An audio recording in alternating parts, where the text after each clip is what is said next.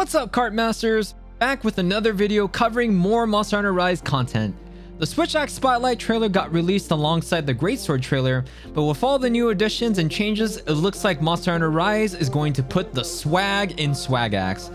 If you're not already following the channel, do me a favor, drop a like, subscribe, and turn on the bell notifications to find out when I post up the next video. Without further ado, let's get to it.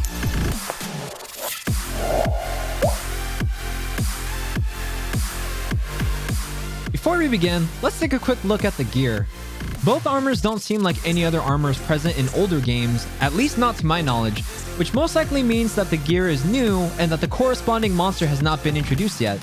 The male armor looks like it has similarities to Celtis armor, only that it's gray and less bulky, whereas the female armor has more prominent feline features, including ears and what seems to be a tail. The Switch-Axe itself is water element, as you'll see in the gameplay. The monster can't be Somnicath, as we've already seen its gear in another video, so my guess is it'll most likely be a fanged or winged wyvern with water element. The excitement is real! Taking a look at the switch gauge, it's pretty much more or less the same, except the shape changed just a bit. We can obviously see that amped state is still here, but as it wasn't really shown in the trailer, fingers crossed, hopefully we still see the return of Power Axe mode. Really quickly, some of the moves that were introduced in Iceborne also make a return here in Rise. You'll be happy to know that things such as the Heavy Slam, the Vertical Fade Slash, Heavensward Flurry, and our favorite Point, Latch, and Blast attack, the Zero-Sum Discharge, are all here, but things get a little fancier. In this particular portion, the Hunter demonstrates the new aerial mobility via the Wire Bug, followed up by an aerial dodge or roll, which seems to be a common action now, followed by an aerial sword mode slash, left rising slash to double slash to Heavensward Flurry. The double slash to Heavensward Flurry is also a welcome return, as it was, if I'm not mistaken, the quickest way to build up the amped state. Following that, we see the return of the Wildaxe, followed up by a Heavy Slam. Now let's pause it here really quick and compare something. In Iceborne, the Morphing Slash is followed up by the left and right rising slash from Heavy Slam. However, if you take a look at the footage in Rise, it looks like it skips the overhead slash and jumps straight into the two rising slashes. In addition to this, after the double slash, it looks like the hunter finishes off with a morphing axe attack, double swinging the axe, similar to that of Charge Blade's double axe swing, but it applies Phial damage. As we haven't seen the Power Axe indicator yet, maybe it'll be replaced or maybe revamped to work in Phial damage, or maybe Phial damage with axe is limited to specific attacks. Guess we'll have to wait until January's demo to find out. Alright, now we've got the new Silkbind stuff. First, we've got the Invincible Gambit, where the hunter throws out the silk bug laterally to zip across, but at the same time covers themselves in a body of silk, or as the trailer likes to put it, body of steel. The hunter then pulls forward with a double wide slash, finishing off with an overhead slam, all in axe mode. You'll notice that the hunter took a couple of hits going to the attack, but if you look closely, you'll notice that there are noticeable hit particles on the hunter. The website defines this further by saying that the user is fortified, making them immune to flinching and being knocked by ferocious attacks. The keyword here is that the duration of the attack animation, the hunter will get a built-in super armor, or in World/Iceborne terms, a built-in Rocksteady mantle.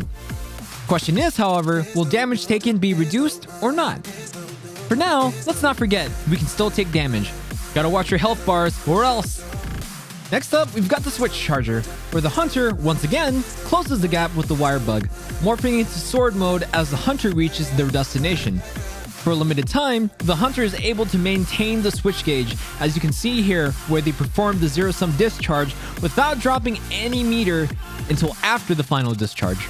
The temporary unlimited meter seems very short, but as Rise trailers, as mentioned by one of the community managers, never show everything.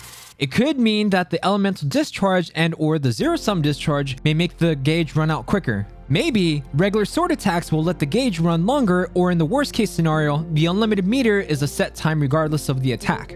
Regardless, unlimited meter, even if it's just for a limited time, is still potentially extra damage without worry. This is definitely great in my book. Last but not least, we've got another quote-unquote Silkbind attack that was shown in the previous VGA trailer, which I broke down before. Again, there's no official name for the attack here, but what's cool is the hunter zips up vertically while doing a rising slash into a flip and then dives down with a sword thrust for an elemental discharge.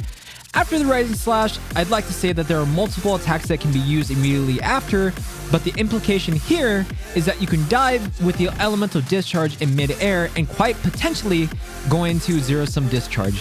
Especially if zero-sum discharge is a possibility here.